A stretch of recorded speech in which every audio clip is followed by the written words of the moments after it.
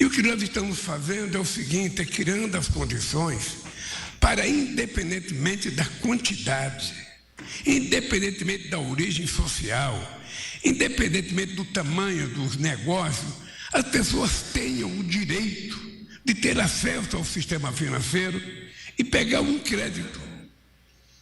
Um crédito. Por exemplo, o Alckmin, eu e o Haddad participamos na sexta-feira da semana retrasada, num evento na Anfávia, o Moisés, presidente do sindicato, estava, quando a Anfávia anunciou 125 bilhões de investimento nos próximos anos. Eu estou nessa área há muitas décadas e nunca tinha visto um anúncio de investimento. Mas essa surpresa, essa semana fomos pegos de surpresa, porque veio outra empresa no meu gabinete para anunciar mais 4 bilhões e 200. Ou seja, o Slim veio do México e pediu para conversar comigo. O Slim queria anunciar, possivelmente, mais 40 bilhões de investimento na área dele, que era telefonia e comunicação, na Claro, sobretudo, e vai iniciar com investimento de 17 bilhões de reais. Ou seja, quando nós anunciamos um programa como esse, eu lembro de maio de 2004. Eu estava saindo para ir fazer um ato na Ford, lá em São Paulo. E eu tinha tido uma conversa com o Meirelles e uma conversa com o Palocci, que era ministro da Fazenda. E o otimismo dele com relação à economia era tão grande que eu, no meu discurso da Ford, disse que as pessoas poderiam se preparar, que estava começando o espetáculo do crescimento. Vocês sabem o quanto que eu fui desaforado por muita gente da imprensa que achava que eu estava falando bobagem. O dado concreto é que naquele ano, que muita gente não acreditava, a economia brasileira cresceu 5,8%. O mesmo aconteceu em janeiro do ano passado em Hiroshima. Eu estava em Hiroshima e a diretora-geral do FMI, muito simpática, me procurou para dizer: presidente, eu estou preocupada porque a economia do Brasil só vai crescer 0,8%. E eu falei: vou dizer para a senhora uma coisa, a senhora está enganada. A economia brasileira vai crescer mais. É preciso parar de analisar o crescimento de um país sem saber a dinâmica do que está acontecendo no país. E nós vamos crescer mais. E aconteceu que nós crescemos 2,9% com viés de crescimento para 3%, que é bom falar isso. Bem, é pouco, é lógico que é pouco. É lógico que é pouco. Mas diante da expectativa que o mercado tinha, foi um crescimento excepcional. Porque esse crescimento significa mais crescimento de emprego, significa crescimento da massa salarial. Só uma coisa para vocês saberem. O ano passado, 87% dos acordos salariais feitos pelas categorias profissionais desse país tiveram aumento real acima da inflação.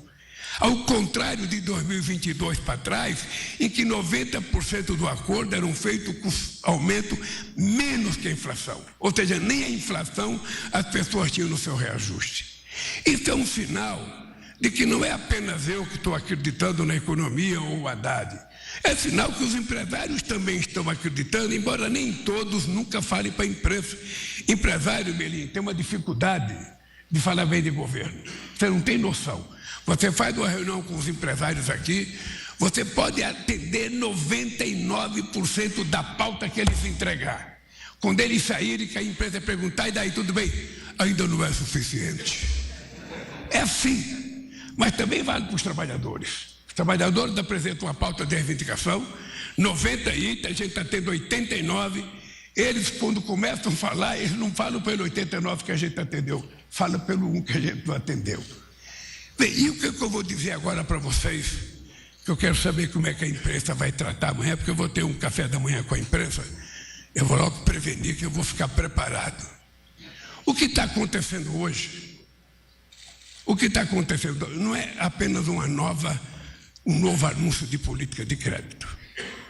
O que está acontecendo hoje é a demonstração de que nós votamos para governar esse país, para ver se a gente transforma esse país num país definitivamente desenvolvido. A gente não quer um país de gente muito rica e gente muito pobre.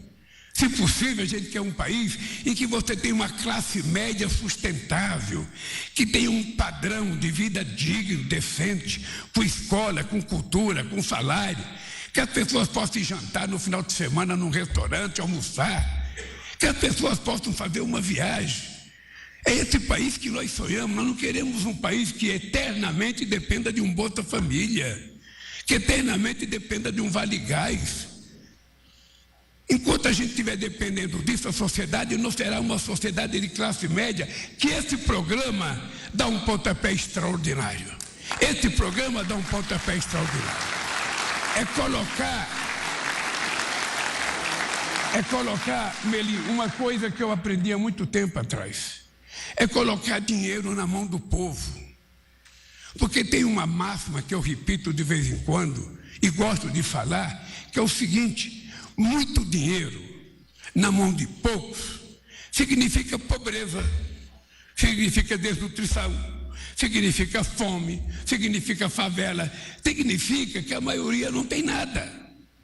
Mas se você estabelecer um critério em que muitos têm um pouco, a gente muda a cara da sociedade brasileira.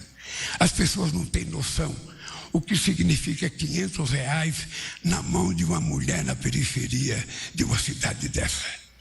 Ela faz milagre com R$500. Acontece que ela nunca tem chance de ter esses R$500.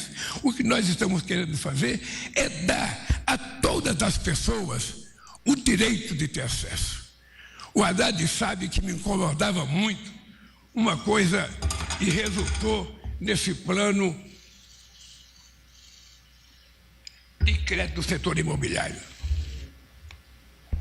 Não sei se o Haddad chegou a falar com vocês, Guilherme e Dario, mas uma coisa que é o seguinte: eu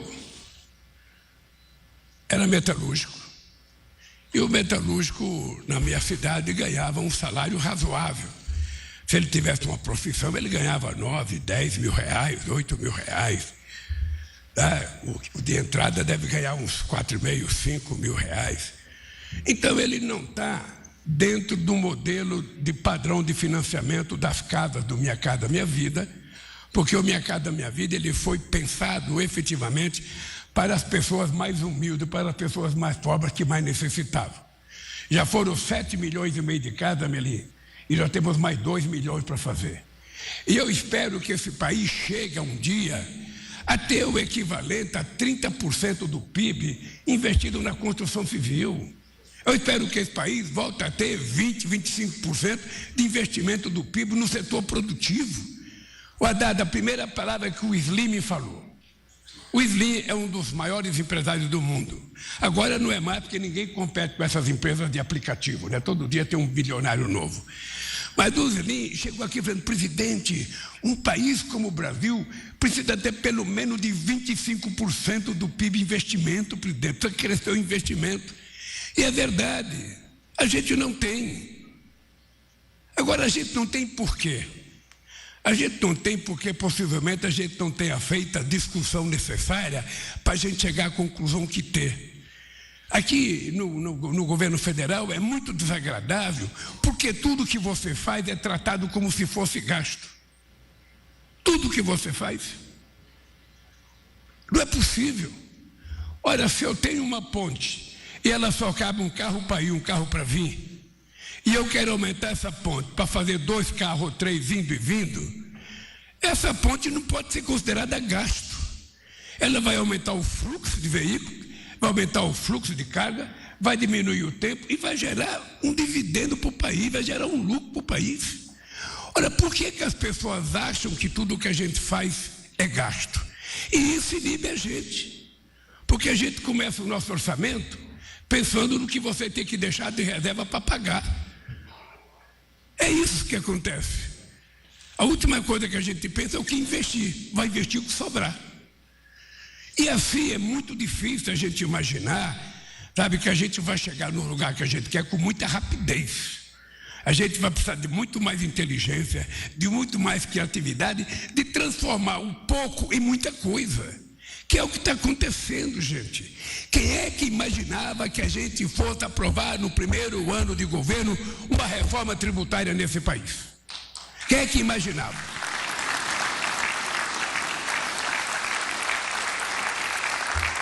Numa situação em que nós começamos governando antes de tomar posse, que foi a PEC da transição, porque o outro não deixou nada nem para pagar as dívidas dele. Então nós tivemos que fazer uma PEC da transição. E isso permitiu que a gente conquistasse credibilidade do ano de 2023 para fazer o que está acontecendo.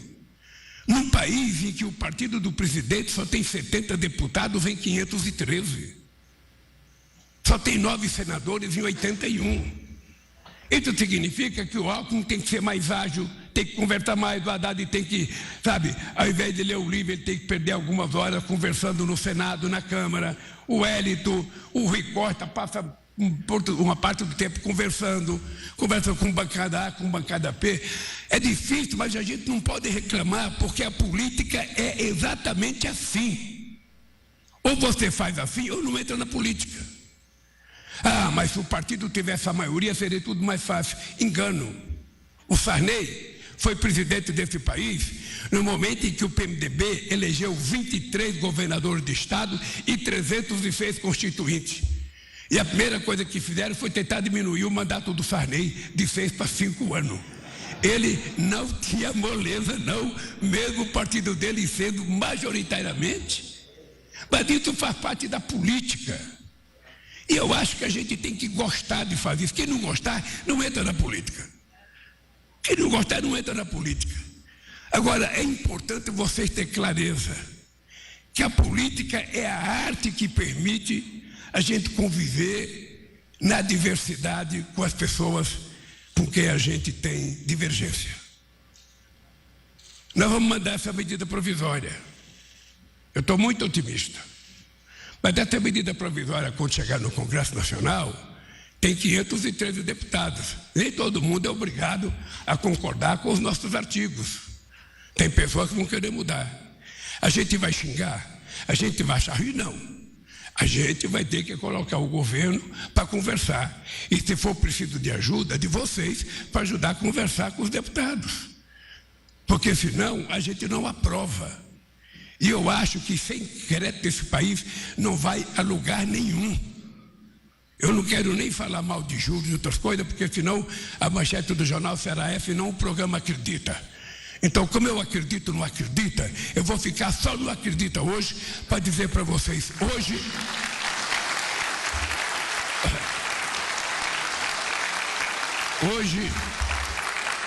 o que foi lançado aqui, você veja que ninguém falou mal de juros, ninguém falou mal, todo mundo sabe que está difícil. Mas hoje aqui, a gente tomou a seguinte decisão. A gente não vai ficar lamentando o que é difícil, o que a gente não controla. A gente vai fazer aquilo que a gente pode. Eu, quando tomei a ideia de fazer reservas de dólar nesse país, é porque eu tinha ido à Índia. E quando eu estava na Índia, ainda tinha conseguido 100 bilhões de dólares.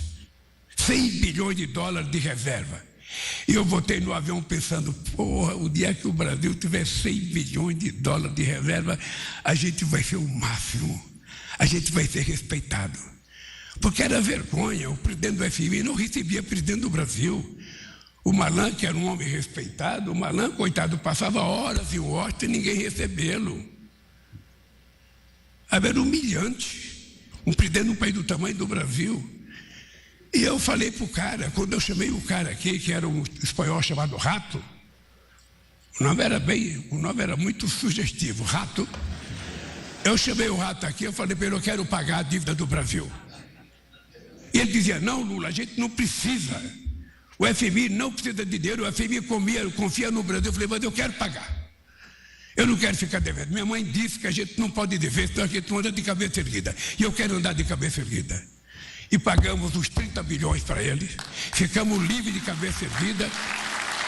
E o que é O que é importante, o Haddad sabe disso, que era a vida da educação, na crise de 2008 e 2009, na quebradeira que teve no coração do capitalismo brasileiro, do mundial, ou seja, nós terminamos emprestando 15 bilhões de dólares para o FMI.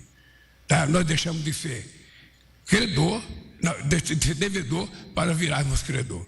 Então, eu quero dizer para você que esse programa que foi lançado hoje, com o nome Acredita, é efetivamente o início de um futuro promissor que esse país está anunciando ao seu povo. Eu quero alertar aos pessimistas. Esse país vai crescer esse ano mais do que vocês falaram até agora. Os empregos vão ser gerados mais do que vocês imaginaram até agora. A massa salarial vai crescer mais do que vocês falaram até agora. Porque é o seguinte, se vocês não acreditam, nós acreditamos. Não acredita, acreditamos no Brasil e acreditamos no povo brasileiro. Um abraço, boa sorte e parabéns.